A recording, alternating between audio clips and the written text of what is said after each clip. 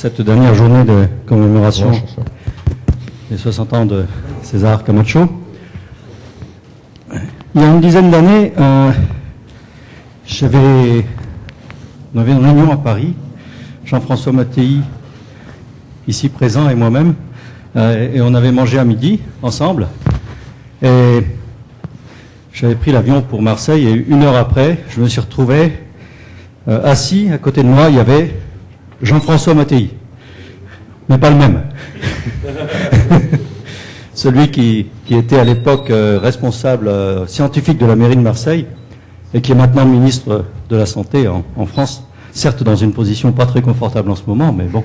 Et donc Jean-François Mattei, l'autre, et moi, on avait bien discuté, y compris des mathématiques et du développement des mathématiques. Et je dois dire une chose que vous savez peut-être pas, c'est que notre ministre de la Santé a fait beaucoup pour le CIRM à l'époque, et étant donné qu'il était responsable scientifique de la mairie de Marseille, et donc il nous a bien aidés. Et bon, je parle du Jean-François Mattei,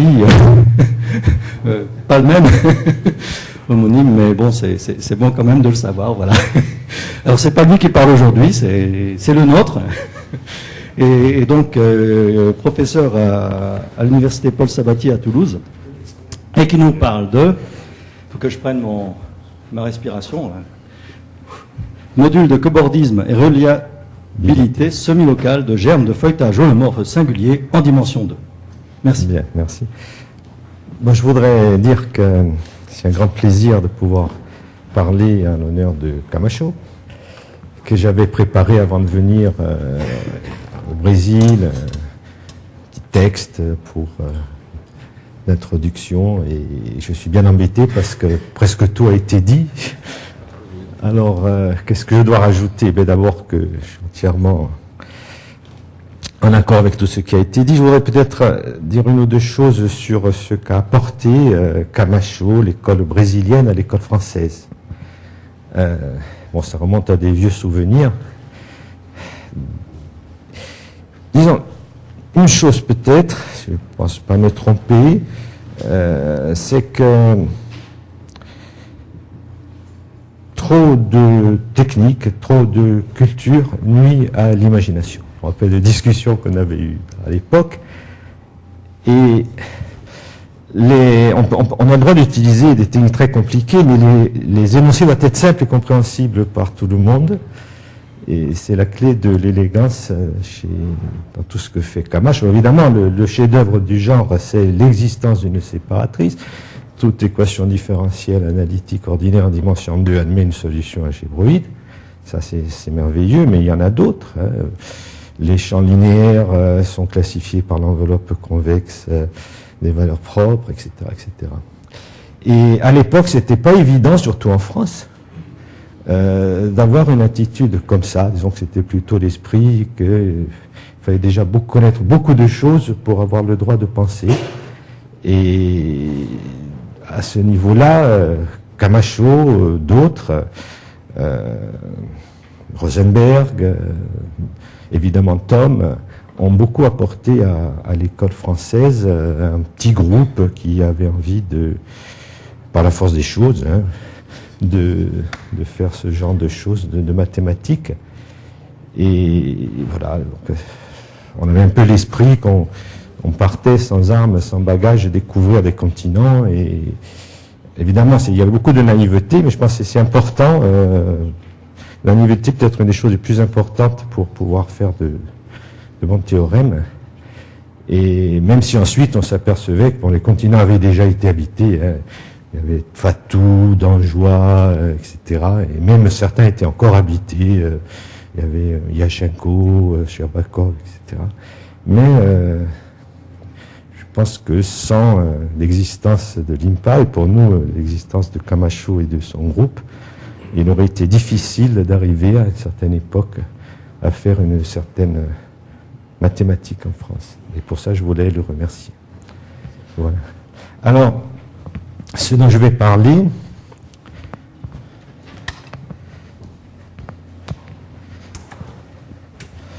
est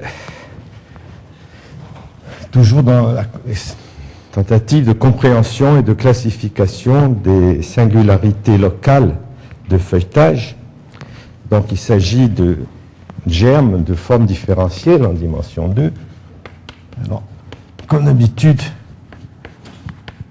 on est obligé d'écrire cette chose-là avant de commencer un exposé et de faire un petit dessin comme ça. Donc on regarde un germe de forme différentielle holomorphe à l'origine de C2.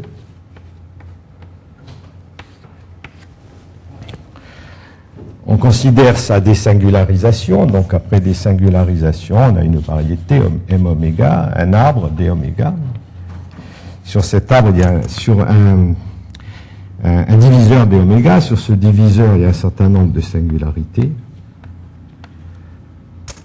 Et la question qu'on peut se poser, c'est, alors dans d'autres termes, on peut dire, est-ce que l'holonomie classifie? Qu'est-ce qu'il y a qui classifie d'autres que l'holonomie? Et pour ça, est-ce que les singularités classifient? Donc il faut préciser. Bon, pour ça, je vais indiquer la précision, c'est qu'il faut considérer des formes différentielles avec un marquage. Alors je vais dire ce que c'est, ensuite toutes les formes différentielles que l'on considérera seront supposées être marquées. Alors marquer une forme différentielle, c'est tout simplement indexer les points singuliers du feuilletage réduit associé. Donc ceci va être indexé par un ensemble d'indices, mettons grand J. Indexer les composantes du diviseur.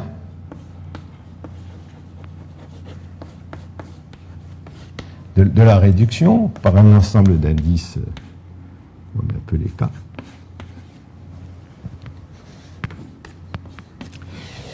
Et sur chaque composante du diviseur, fixer des générateurs du groupe d'holonomie. Donc sur chaque composante du diviseur, mettons dk, on a un certain nombre de points singuliers, Cj, on fixe un point de base, MK, et on prend un système de lacets simples, comme ceci, qui borde un disque. Dans chaque disque, il y a une singularité. Donc on a des lacets gamma JK, et on considère la famille des gamma JK, ou plus précisément les classes d'isotopie. Bon, on peut préciser tout ça de manière à ce que ce soit un peu plus clair. Et on considère donc des couples d'une forme différentielle avec un marquage. Alors à quoi sert un marquage? Non, c'est pour les ventans. Et à quoi sert un marquage? Ben, ça sert à dire que ça veut dire que deux formes différentielles ont même holonomie, puisqu'on a précisé de quel point il s'agit, si on marque avec les mêmes ensembles d'indices, et de quel lacet il s'agit.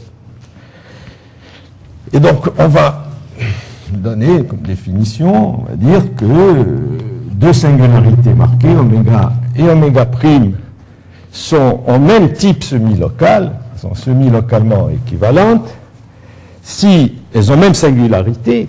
Donc sur la variété m oméga par rapport à la première forme différentielle obtenue par réduction au point Cj, on a des conjugaisons locales avec au point C'J, et si, donc ça a les mêmes singularités locales, et ça a les mêmes holonomies, donc correspondant au système EAC qu'on s'est fixé. Évidemment, le problème se pose de prendre oméga et oméga prime, et deux marquages différents, ça peut avoir un sens, ça peut être équivalent ou pas. Et donc il existe aussi, sur des transversales, des difféomorphismes, des germes de difféomorphisme d'une variable, donc on fixe des transversales ici, TK, des germes de difféomorphisme qui conjuguent les holonomies. Donc ceci conjugue les feuilletages, et ceci conjugue les holonomies. Voilà. Alors maintenant, bon, il est clair que tout ça c'est des invariants, et on se pose le problème, qu'y a-t-il d'autre? Et pour ça, on va considérer une relation d'équivalence qui va être le cobordisme. Alors, deuxième définition. Je vais dire que deux formes différentielles marquées, toujours, hein, oméga et oméga prime, sont cobordantes fortement. Si je peux passer de l'une à l'autre, oui. Oui, tout ce que je vais dire est non dicritique.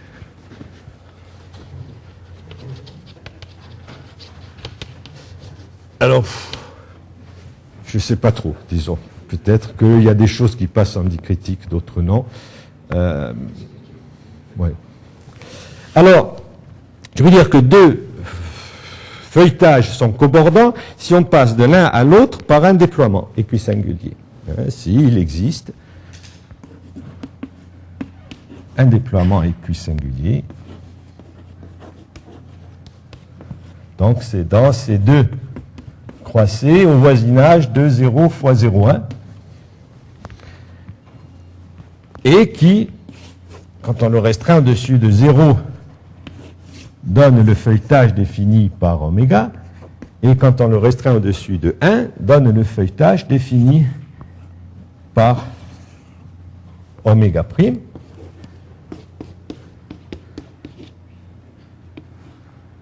Au niveau du feuilletage, hein, et holomorphiquement équivalent à oméga, et au-dessus de 1 et holomorphiquement équivalent à oméga prime. Et on suppose que ceci donc est un déploiement équiréductible. Équiréductible signifie que le lieu singulier ne s'est pas divisé, et que lorsqu'on éclate, le lieu singulier aussi localement ne se divise pas, et quand on éclate de nouveau, le lieu singulier localement ne se divise pas, etc., jusqu'à ce qu'on termine la réduction. Donc il y a une réduction en famille. Alors ce qui va m'intéresser ici est l'espace des modules suivants. Je vais appeler les modules SL sur cobordisme, je vais noter ça M tout simplement ensuite, c'est l'ensemble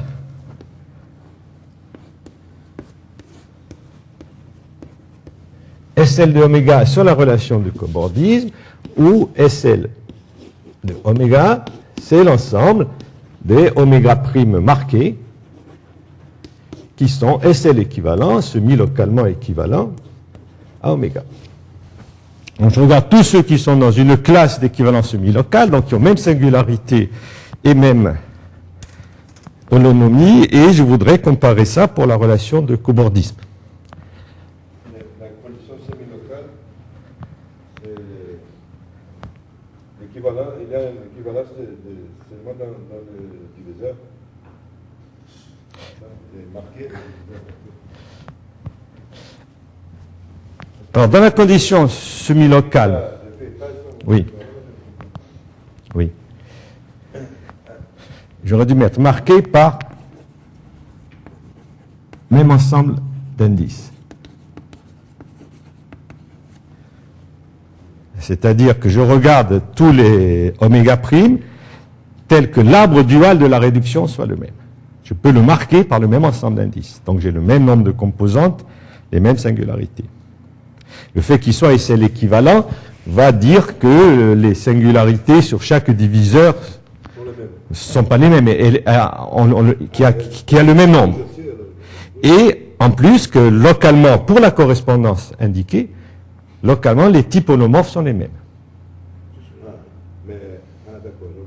Localement, les types holomorphes sont les mêmes. Ensuite, pour l'holonomie, qu'est-ce qu'il y a de... Le piège là, ça a même holonomie, mais il ne faut pas croire que les feuilletages sont conjugués en dehors des singularités. Ça a la même holonomie, mais on n'a pas de conjugaison en dehors des singularités pour la raison très simple, c'est que les points singuliers sont pas au même endroit et que pour avoir la conjugaison en dehors de c'est la principale obstruction de ce travail, pour avoir la conjugaison en dehors des singularités, il faut au moins que les feuilles soient les mêmes. Mais les groupes, les représentations d'holonomie sont conjuguées. Et même un peu plus, sont conjuguées avec l'ordre que l'on s'est donné dans les générateurs. Et on peut changer l'ordre des générateurs, et là, ce n'est plus SL conjugué. D'accord. Donc on a le même type local. Mais Oui. quand tu fixes l'ensemble de générateurs, il y a un homéomorphisme. Voilà. Donc automatiquement, se fixer l'ensemble des générateurs et fixer l'ensemble des indices, ça équivaut plus ou moins à se fixer une classe d'isotopie des diviseurs. Et qui a posteriori respectera les self-intersections, tout ce qu'on veut. Comment? C'est infini ou c'est zéro, comme tu veux. Ça n'a pas de... D'accord, mais pas holomorphe. Pas holomorphe, non, non. Pas holomorphe. Pas holomorphe. C'est là qu'il y a la principale difficulté, évidemment. Ouais. Voilà. Donc, ce que je vais raconter maintenant, donc ça va être la description de cet ensemble-là. Alors, toujours sous cette hypothèse-là, non dicritique, donc je vais dire quand est-ce que c'est gros, quand est-ce que c'est de dimension infinie, quand est-ce que ça contient un espace fonctionnel, et puis quand ça ne contient pas d'espace fonctionnel, quand c'est de dimension finie, on va, disons, cet espace de module, on va voir que sous une condition qui va être oméga de type singulier fini, alors je dirais ce que c'est tout à l'heure, c'est l'équivalent pour la théorie des courbes de singularité isolée, oméga de type singulier fini. Alors cet espace des modules,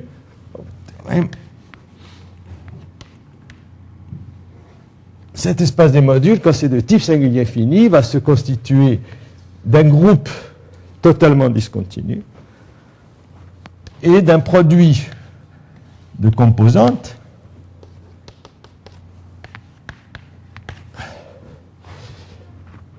où les composantes peuvent être soit ces étoiles, soit un point, évidemment, soit C sur AZ plus BZ, avec des cas où ça pourrait être dégénéré et des cas où ça pourrait être une vraie courbe elliptique. Et ensuite, si oméga est TSF générique, alors générique, je préciserai ce que ça veut dire, à ce moment-là, il y a les CJ, G, c'est un point, dans l'espace des modules, est un produit de courbe elliptique. Où les CJ, à ce moment-là, c'est C sur AZ plus BZ avec B sur A qui n'est pas réel. Et puis je montrerai deux applications. Je vais le dire. Hein. Disons que j'indiquerai une manière purement combinatoire de calculer T de oméga. Hein. J'indiquerai exactement comment on fait pour calculer la dimension. De même que j'indiquerai que ça veut dire type singulier fini. Alors, les deux applications que je vais donner de ça, ça va être, première qui va être un problème de reliabilité.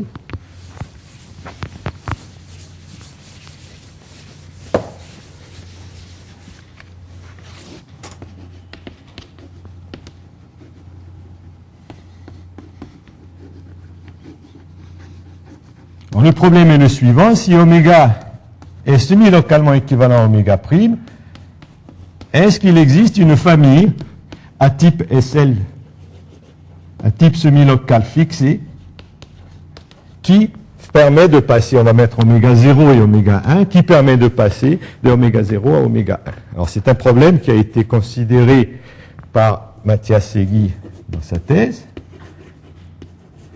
et il montre que la réponse est oui génériquement. Alors l'application va consister à donner une réciproque à ça, c'est-à-dire quand on ne peut pas, combien y a-t-il de composantes, et à préciser les conditions génériques, de voir que pour répondre oui, il avait à peu près toutes les conditions qu'il avait étaient les conditions bonnes. Bon, la deuxième application, si on peut une application, c'est la classification topologique. Donc c'est pas vraiment une application, mais disons je pense que c'est un pas vers la classification topologique. Pourquoi? Parce que on avait démontré avec Eliane Salem que génériquement, je ne veux pas préciser, si oméga est cobordant à oméga prime, c'est la même chose que de dire qu'on passe, mettons, on va mettre oméga 0, oméga 1, on passe de l'un à l'autre par une famille topologiquement triviale. Et ceci implique aussi que oméga 0 et oméga 1 sont SL équivalents. Donc ça, c'est le résultat qu'on a obtenu avec Eliane Salem.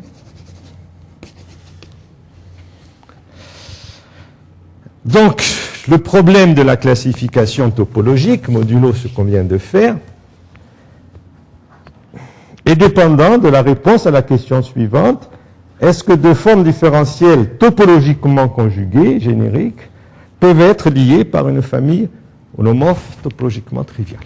Si on prend comme relation d'équivalence l'existence, une relation un peu plus forte, de choses sont fortement topologiquement conjuguées si on passe de l'une à l'autre par une famille topologiquement triviale, alors le type SL est un invariant topologique et l'espace des modules est l'espace qui est construit ici. La famille intégrale.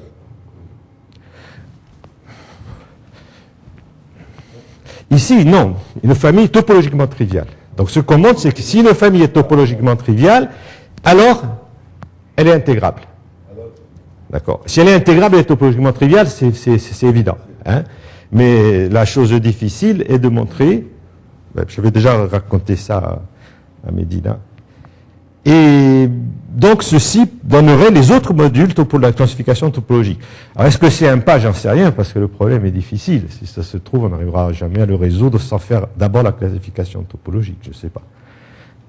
Et enfin, la troisième application que je vais donner, ça va être pour les singularités simples, c'est répondre à la question un peu plus forte.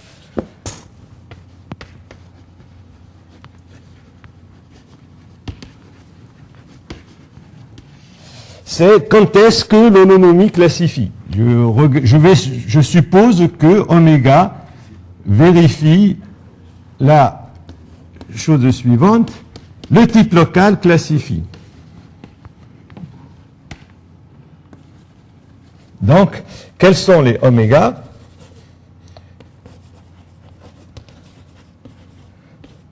Tel que ceci est vrai. Donc, quand est-ce que le type semi-local classifie ou quand est-ce que l'holonomie classifie? Voilà, donc ça va être les trois applications dont je vais parler pour ça. Bon, donc je vais revenir maintenant, commencer à voir la démonstration de ce théorème. Alors,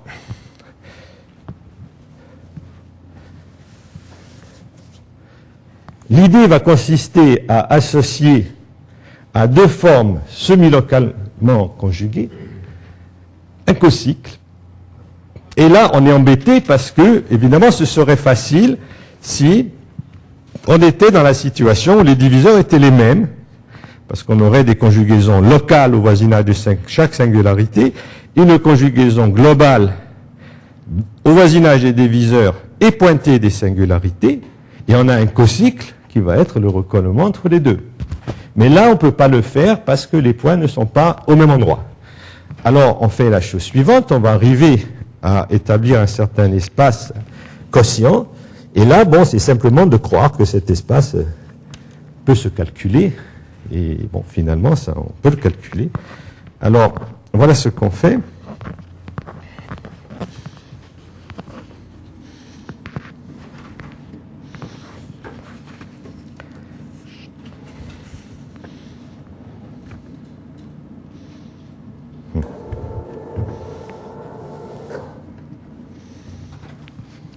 Donc, on a deux feuilletages qui sont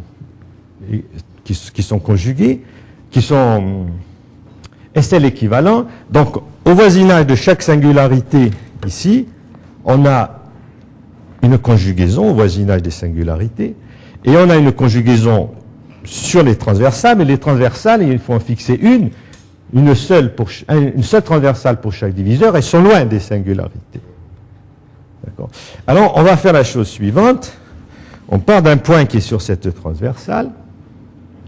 On applique le difféomorphisme qui conjugue les holonomies.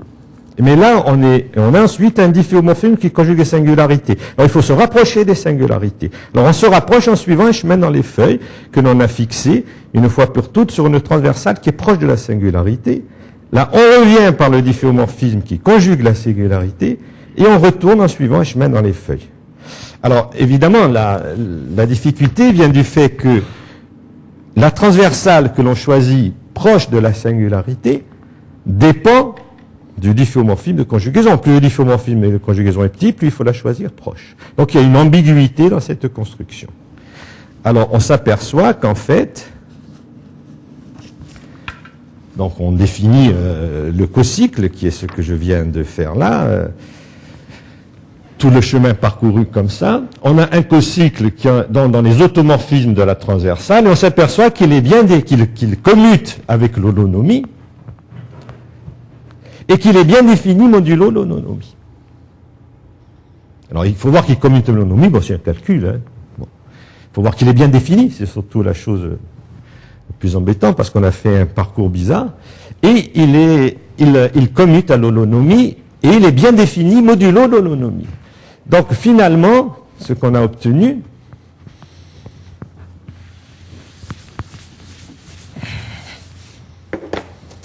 donc, chaque fois que je fixe un oméga prime, je fais correspondre un cocycle qui est bien défini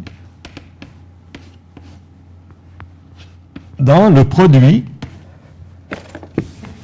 de tous les centralisateurs des holonomies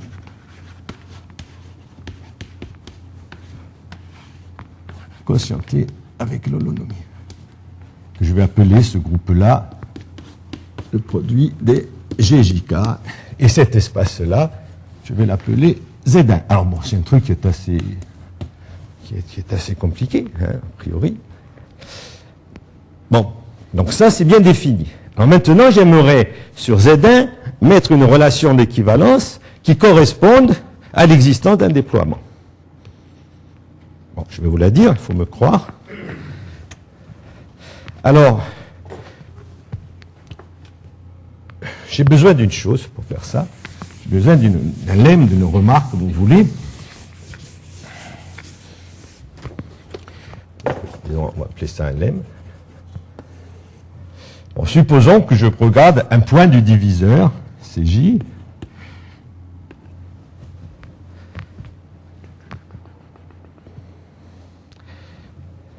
Et je vais supposer que soit ce n'est pas un seul nœud, soit si c'est un seul nœud, c'est le diviseur à la variété forte. Je vais supposer l'un ou l'autre. Alors je dessine le diviseur, je dessine le point singulier CJ, puis quelque part j'ai ma transversale et le lacet que je me suis donné par le marquage. Alors je peux regarder les germes d'automorphisme du feuilletage au voisinage de CJ. Et j'aimerais les ramener sur la transversale. Alors toujours la même histoire, comme c'est des germes, je prends un point ici, je prends une autre transversale très proche de CJ, d'autant plus proche qu'il faut que ce soit dans le domaine de définition du germe, et je fais la chose suivante, je viens en suivant le chemin, je prends l'image du germe, alors si cette transversale je l'appelle T', je prends H de T',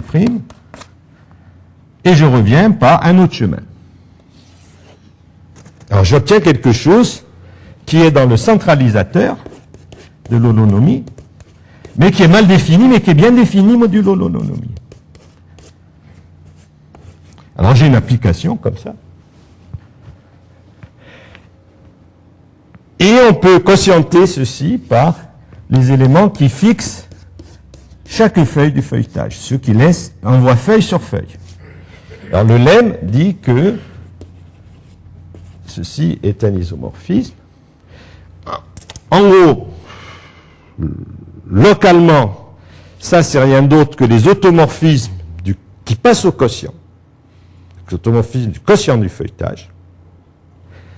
Et le quotient du feuilletage, d'après les études de Ramis-Martinez, c'est la même chose que le quotient de l'holonomie. C'est les mêmes cocycles de recollement. Voilà. Alors, à partir de là, je vais poser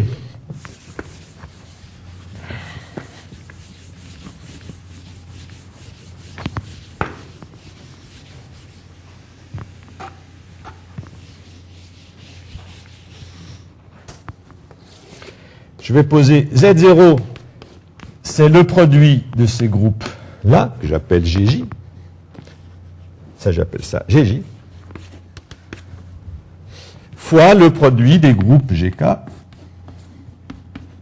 où GK, c'est l'intersection des centralisateurs des holonomies.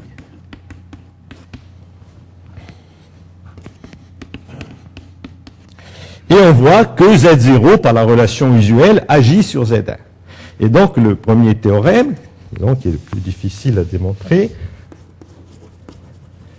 dit que l'espace des modules, si oméga est de deuxième espèce, je vais dire ce que c'est, alors l'espace des modules, c'est la même chose que Z1 sur Z0. Alors, deuxième espèce signifie que, c'est un peu plus général que courbe généralisée, ça signifie que s'il y a un seul nœud quelque part dans la réduction, il n'est pas en un point d'intersection de deux diviseurs, donc il est dans un point lisse du diviseur, et que dans ce cas, le diviseur est la variété forte. C'est une bonne classe. Disons. Voilà. Bon, alors évidemment, là-dedans, le problème est d'arriver à pouvoir arriver à un vrai cocycle, et pour ça, il faut par un cobordisme faire bouger les points, et on utilise un théorème de Mathias Segui qui dit qu'on peut, par cobordisme, mettre les points là où on veut. Modulo un cobordisme, c'est là qu'il y a un peu d'analyse, puisqu'il faut interpréter les cobordismes comme des variations de structures complexes des feuilles. Bon, alors une fois qu'on a ça, on n'est pas encore tout à fait content, parce que maintenant, il reste le boulot qui est de calculer ceci. Alors on va voir que finalement, c'est pas si compliqué que ça. Et pour là, j'ai besoin de dire ce que c'est que une singularité TSF, de type singulier fini. Alors je vais donner la définition, même si elle ne parle pas trop au départ.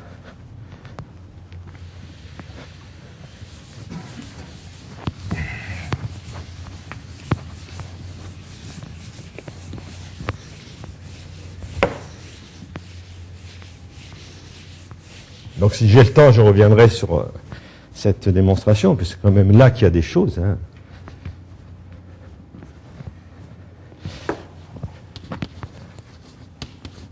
Je dis que oméga est de type singulier fini. Alors je suis posé toujours non dicritique, je ne dirai plus, hein, c'est non dicritique. Tout ce que je fais est non dicritique. Si ce nombre-là, taux de oméga, qui est la dimension sur C du H1 d'un bon recouvrement dans le faisceau, les champs basiques sur les champs tangents, je vais expliquer tout ça, est fini. Alors qu'est-ce que c'est U ? U, c'est un recouvrement distingué, c'est-à-dire que il n'y a que deux types d'ouverts. Les petits ouverts qui sont, on a un point singulier, on prend un petit voisinage, et les grands ouverts qui sont, on prend une composante et on enlève toutes les singularités. Ça, c'est un grand ouvert. Qu'est-ce que c'est le faisceau B ? B, c'est le faisceau des champs basiques, donc c'est des champs de vecteurs X, dont le flot laisse invariant le feuilletage. On va mettre ça.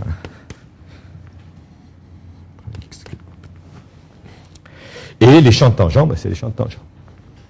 Bon, ça c'est une définition. Maintenant, évidemment, le problème se pose. Comment fait-on pour savoir si un feuilletage est de type singulier fini ou non ? Mais déjà, ce qu'on peut faire, c'est que si un feuilletage n'est pas de type singulier fini, alors, dans cet espace-là, on peut immerger un espace fonctionnel. Donc là, l'espace de module est très compliqué. D'autre part, on peut démontrer aussi que si un feuilletage n'est pas de type singulier fini, Et si on fixe un nombre, n'importe lequel, on peut toujours perturber un ordre dans la série Taylor à un ordre plus loin que ce nombre-là, de manière qu'il devienne de type singulier fini. Donc c'est une condition générique dans le sens où elle est de codimension infinie dans l'espace des jets. Donc c'est une condition très raisonnable. Je pense qu'il faut dans un premier temps bien comprendre ces feuilletages-là, pas la peine d'essayer de faire, c'est utopique de penser qu'on va avoir des théorèmes pour tous les feuilletages. Hein. Mais déjà le cas générique complémentaire d'un ensemble de codimension infinie, donc c'est évité par toutes les familles de dimensions finies, c'est suffisant. Donc, ce nombre-là, qui est cette dimension, va être exactement, ça c'est la partie discrète de l'espace des modules, ça c'est la partie non discrète, la partie continue, ça va être la dimension de la partie continue, de l'espace des modules. Alors comment fait-on pour calculer cette dimension? Je vais vous donner un truc, on avait fait ça avec Eliane Salem. Alors on fait la chose suivante, on a un recouvrement, alors on commence par faire le nerf du recouvrement. Donc pour chaque ouvert, par exemple, bon, je n'ai pas dessiné les ouverts du recouvrement, j'ai dessiné que le diviseur dans un exemple ici. Voilà le nerf de recouvrement associé, un point pour chaque ouvert et une arête chaque fois que deux ouverts s'intersectent. Alors quand on a ça, les intersections des ouverts, comme c'est soit grand soit petit, sont toujours de ce type-là. Un petit ouvert coupe un grand à un point singulier. Alors, c'est compliqué ça. Bon, c'est trop compliqué, il y a des nœuds. Alors, on fait ensuite un coloriage du nerf. Alors, comment on colorie? Chaque fois qu'il y a une intégrale première, soit dans l'ouvert, soit dans l'intersection, on colorie en rouge. Quand il n'y a pas d'intégrale première, on colorie en rouge. Et quand il y a une intégrale première, on colorie en vert.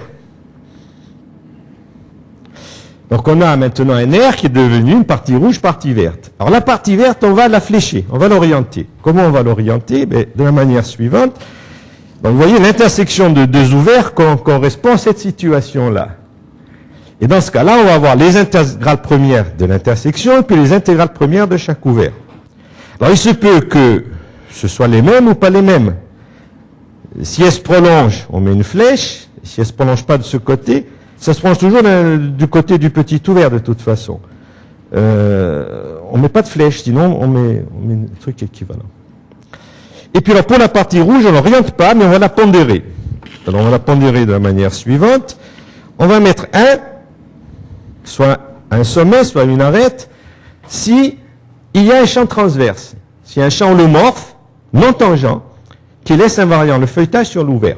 En gros, ça veut dire, si on est dans un point singulier, si la forme normale converge. Si on est sur un gros ouvert, ça veut dire si le groupe de l'honomie est contenu dans un groupe à un paramètre. En gros. Et sinon, on met 0. Voilà. Donc maintenant, on a un arbre qui est de deux couleurs avec des fléchages et de la pondération.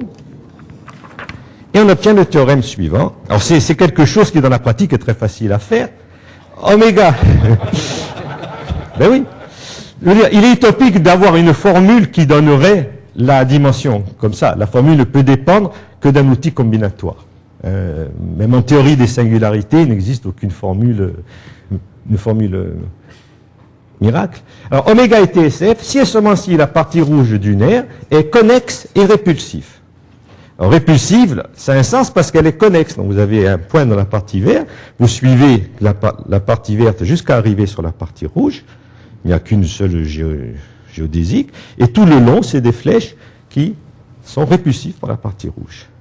Et une fois qu'on a fait ça, on efface toute la partie, on efface la partie verte, on regarde la partie rouge du nerf, et tout ce qui a un indice 0, sur la réalisation géométrique, on collapse en un point.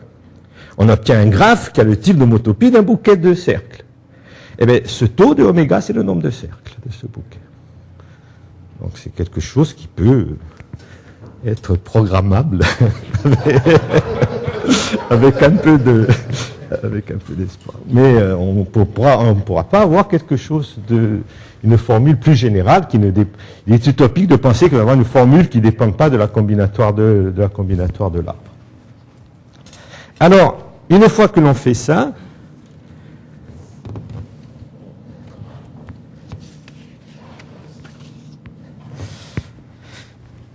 regarde quel est le calcul. C'est un calcul qui se fait à la main, ça se fait à la main en écrivant les équations de cohomologie, et puis ça marche bien.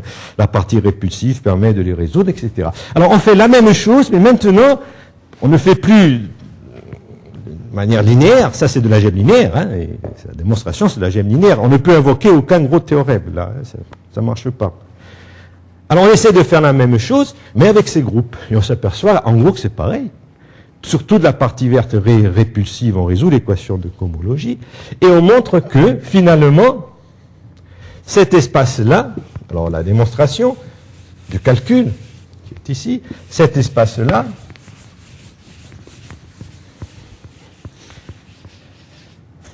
donc c'est l'espace des modules, on avait démontré dans le premier théorème que c'est cet espace-là, mais c'est la même chose que l'espace Z1 rouge sur Z0 rouge.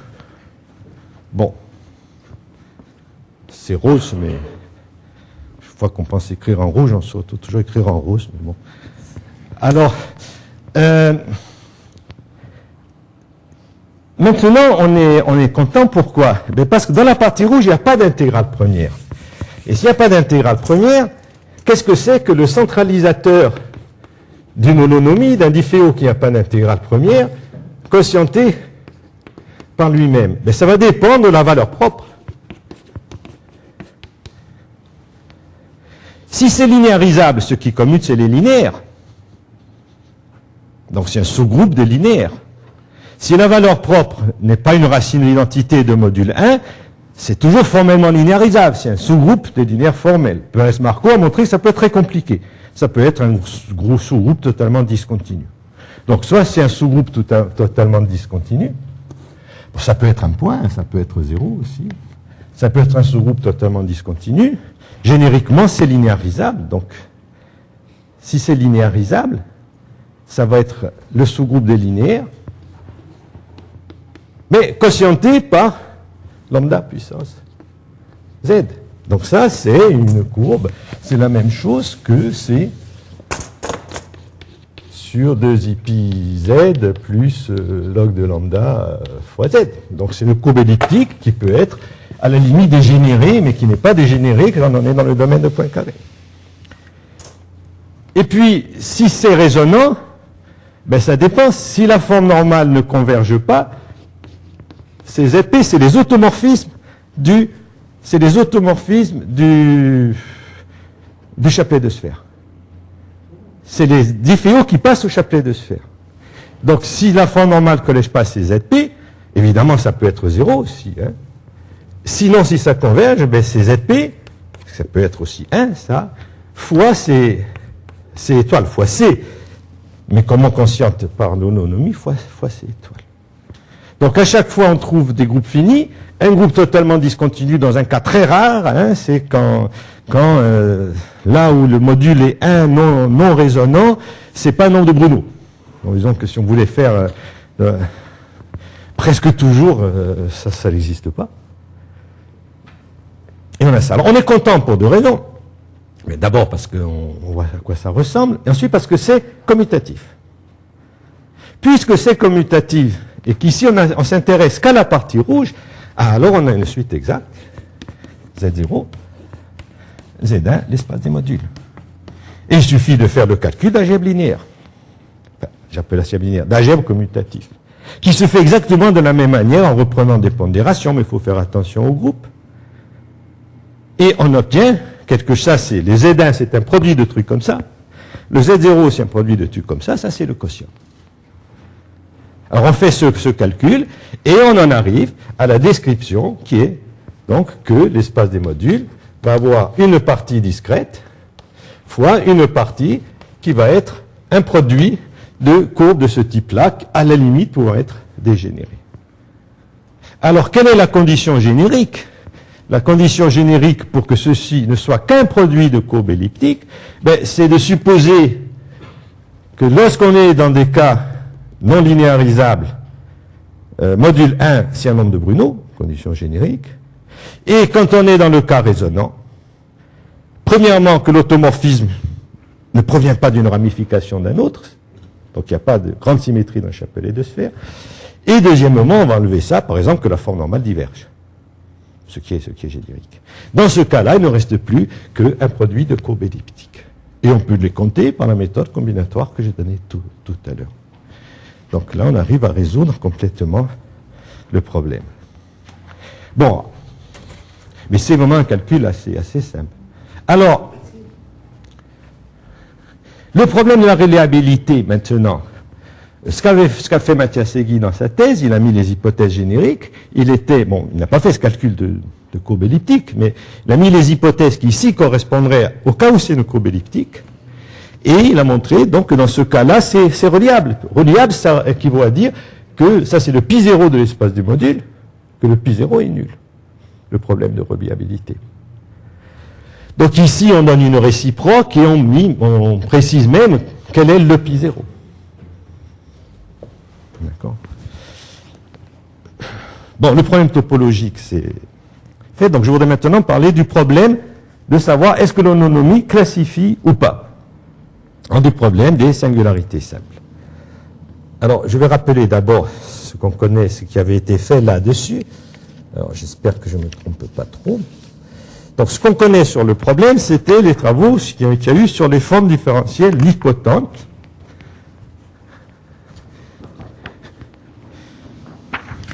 Donc, une forme différentielle nipotente, c'est une forme qui commence par y dy plus.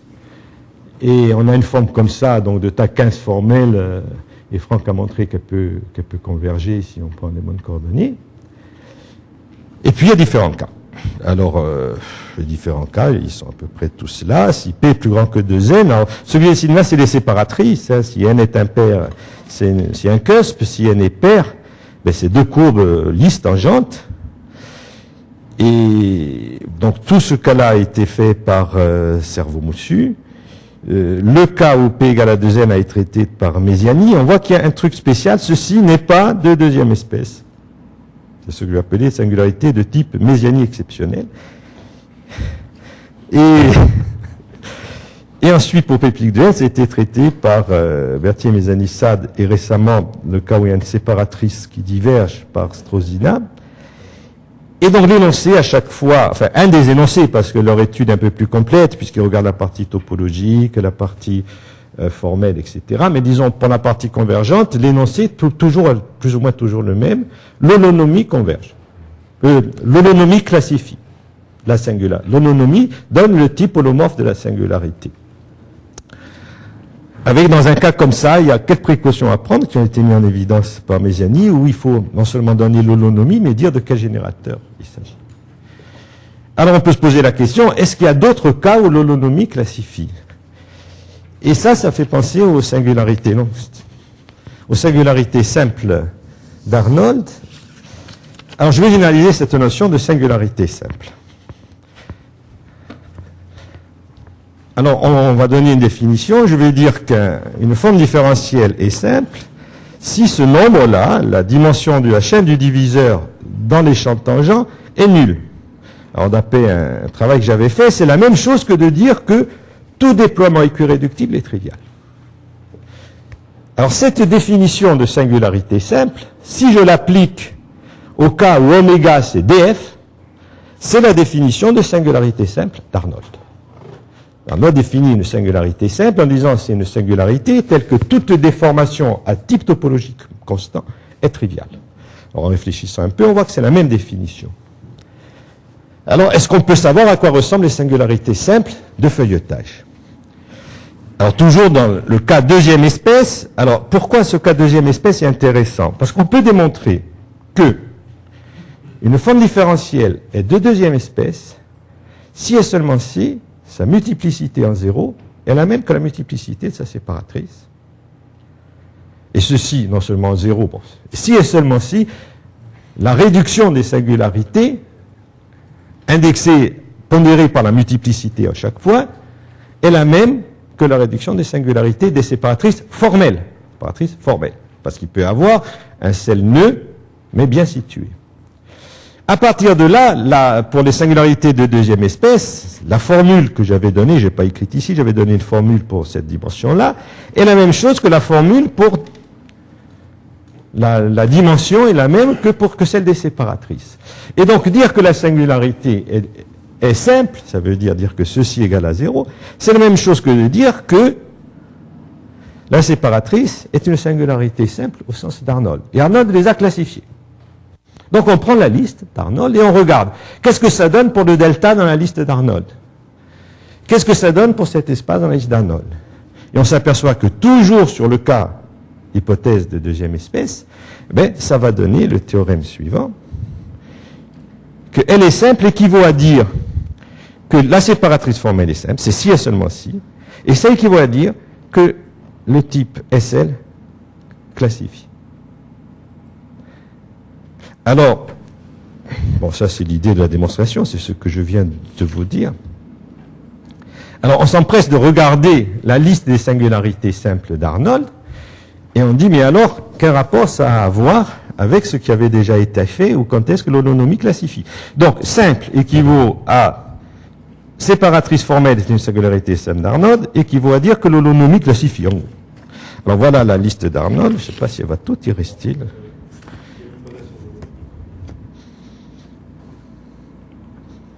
Non. Non, mais pas d'hypothèse. Justement, disons que... oui, je vais préciser. Dans le cas générique, avec une hypothèse sur l'holonomie, ces résultats avaient été donnés dans la thèse de Mathias. Le calcul ici, combinatoire, permet de faire sauter cette hypothèse. Donc on n'a plus d'hypothèse. Alors, je ne sais pas pourquoi il y a ce truc-là.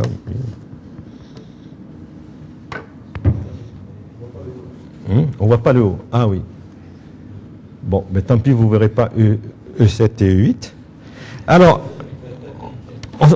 on s'aperçoit qu'il y a 7 cas d'Arnold. Donc, le théorème d'Arnold est dit suivant, si une singularité est simple, dans ce sens-là, alors il existe un système de coordonnées dans lequel elle s'écrit comme ceci. On s'aperçoit que les deux premiers cas de singularité simple correspondent à ce qui est étudié, c'est-à-dire les oméga qui sont nilpotents. Toujours sous l'hypothèse de deuxième espèce. Les autres cas n'ont pas été étudiés. Mais c'est aussi des singularités simples. Alors, les autres cas, c'est quoi? C'est les deux premiers avec en plus au niveau de la séparatrice une autre composante transverse, et puis il y a les deux autres qui sont, mais voilà, les E6, E7, E8, qui sont ces trois autres singularités. Alors il reste le cas où la singularité simple n'est pas de deuxième espèce. Alors en regardant un peu, on peut voir que dans ce cas-là, la seule possibilité, c'est que la séparatrice formelle, vous voyez ici, il y a une partie qui est de degré 2, et toutes les autres parties, qui est d'ordre 2, toutes les autres parties sont d'ordre 3. Ça vient du fait que dans la formule de la dimension, de la strate mu constant, qui est donc la dimension du delta, de oméga ou delta de df, comme vous voulez, c'est la somme des nu c-1, nu c-2 sur 2, où nu c'est la multiplicité réduite, de la multiplicité de toutes les singularités qui apparaissent dans la réduction, y compris la première, 0, la multiplicité du feuilletage. Alors évidemment, ça ne doit jamais arriver à 3. D'accord. Et si la singularité n'est pas de deuxième espèce, la multiplicité du feuilletage, on peut le démontrer, est toujours supérieure à la multiplicité de la séparatrice formelle. Donc la seule possibilité pour que ça ne monte pas à 3, ce sera qu'on soit dans le cas A, dans le cas nilpotent. Et alors on peut voir à ce moment-là que le seul cas qui n'est pas deuxième espèce, où l'holonomie classifie, est le cas mésianier exceptionnel. Alors qu'est-ce qu'on peut dire sur cette singularité-là? J'en sais rien. Bon, la voie est ouverte pour essayer de passer maintenant au module 1, puisque Arnold et son école a donné les listes jusqu'à delta égale à, je ne sais pas, une dizaine, un truc comme ça, 15, des séparatrices. Est-ce qu'il y a quelque chose à dire pour les formes? Je n'en sais rien. Voilà, je ne sais pas.